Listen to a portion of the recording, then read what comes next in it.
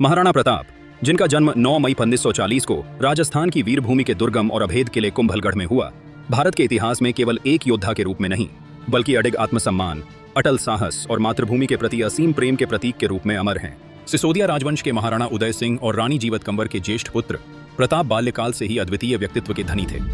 लंबा चौड़ा कद, तेजस्वी नेत्र, बलिष्ठ भुजाएं और भीतर धधकता वह ज्वालामुखी जिसे केवल मातृभूमि की रक्षा का संकल्प ही ठंडा कर सकता था।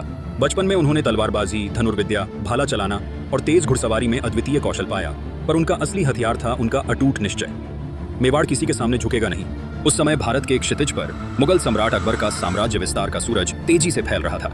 अनेक राजघराने कभी भय, कभी लालच और कभी सियासी मजबूरी में अकबर के अधीन हो चुके थे। लेकिन जब बादशाह अकबर ने मेवाड़ को अधीन होने का संदेश भेजा तो महाराणा प्रताप का उत्तर इतिहास में स्वर्णाक्षरों में दर्ज हो गया। मैं अकबर के दरबार में सिर झुकाने की बजाय जंगल में घास की रोटियां खाकर जीना पसंद करूंगा। यही प्रतिज्ञा उनके जीवन का मार्गदर्शन बनी। 18 जून 1576 की सुबह अरावली की घाटियों में बसे छोटे से मैदान हल्दी घाटी में इतिहास का सबसे रोमांचक युद्ध प्रारंभ होने को था। चारों ओर फैले हल्दी के खेतों की पीली मिट्टी आज रक्त और बारूद की गंध में डूबने वाली थी। प्रताप अपने प्रिय नीले घोड़े चेतक पर सवार हुए। वह घोड़ा जो अपनी गति, निष्ठा और अद्वितीय छलांग के लिए प्रसिद्ध था, जिसके माथे पर सफेद धब्बा था जैसे उड़ते हंस के पंख। उनके शरीर पर चमचमाता कवच, हाथ में विशाल भाला और नेत्रों में अग्नि की चमक थी।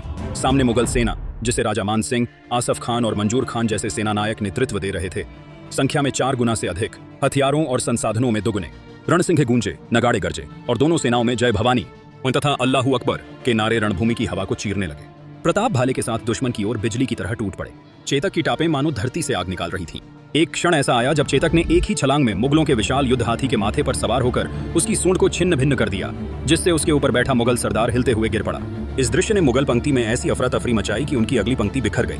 तलवारें थक चुकी थीं, भाले टूट चुके थे और रक्त की नदियां घाटी की मिट्टी में समा रही थीं। स्वयं प्रताप गंभीर रूप से घायल हुए और चेतक के अग्रभाग में गहरा घाव हो गया, पर चेतक ने अपने स्वामी की सुरक्षा के लिए अपनी अंतिम शक्ति तक दे डाली। जब मुगल सैनिक चारों ओर से प्रताप को घेरने लगे, चेतक ने लहूलुहान होते हुए भी बिना रुके दौड़ लगाई।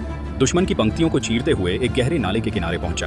घायल पैर के बावजूद उसने पूरी ताकत से छलांग लगाई और प्रताप को नाले के उस पार उतार दिया। लेकिन छलांग लगाने के बाद उसकी सांसें टूटने लगी। प्रताप ने उसे गले लगाया, उसके माथे को चूमा और कहा, तूने अपना धर्म निभा दिया चेतक, तू अमर है।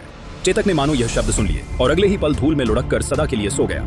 यह विजय से अधिक मूल्यवान बलिदान था। हल्दी घाटी का युद्ध भले निर्णायक रूप से नहीं जीता जा सका, लेकिन प्रताप की वीरता और मुगलों के सामने उनके अडिग मनोबल ने पूरे हिंदुस्तान में उनके नाम का परचम लहरा दिया। युद्ध के बाद शुरू हुआ कठिनतम अध्याय। जंगलों में प्रवास, घास की रोटियां, कांटों पर नींद और हर दिन की अज्ञात खतरे की घड़ी। महाराणा प्रताप ने अपनी पत्नी, छोटे बच्चों और प्रजा के साथ यह कष्ट सहा, लेकिन कभी सिर नहीं झुकाया। अकबर ने कई बार दूत भेजे, धन, पद, महलों का लोभ दिया, पर प्रताप का उत्तर हमेशा वही रहा, मेवाड़ बिकाऊ नहीं है। उन्होंने छापामार युद्ध नीति अपनाई। रात में अचानक हमला, मुगल रसद नष्ट करना और सुबह से पहले गायब हो जाना। धीरे धीरे उदयपुर समेत कई दुर्ग और क्षेत्र उन्होंने पुनः जीत लिए। भील समुदाय उनके सबसे बड़े मित्र और सहयोगी बन गए, जिन्होंने उन्हें जंगलों में आश्रय और युद्ध में अदृश्य शक्ति दी। अपने अंतिम वर्षों में प्रताप ने युद्ध में पुनः प्राप्त क्षेत्रों का पुनर्निर्माण कराया। खेतों में फसलें लहलहाने लगी, नहरें खोदी गईं, व्यापार बहाल हुआ और हर नागरिक को सुरक्षा की गारंटी मिली। यह इस बात का प्रमाण था कि महाराणा प्रताप केवल रणभूमि के नायक नहीं बल्कि एक न्यायप्रिय और दूरदर्शी शासक भी थे। 19 जनवरी 1597 को जब महाराणा प्रताप का देहांत हुआ, पूरे मेवाड़ में शोक की लहर दौड़ गई। कहा जाता है उस दिन आकाश भी जैसे मौन हो गया था।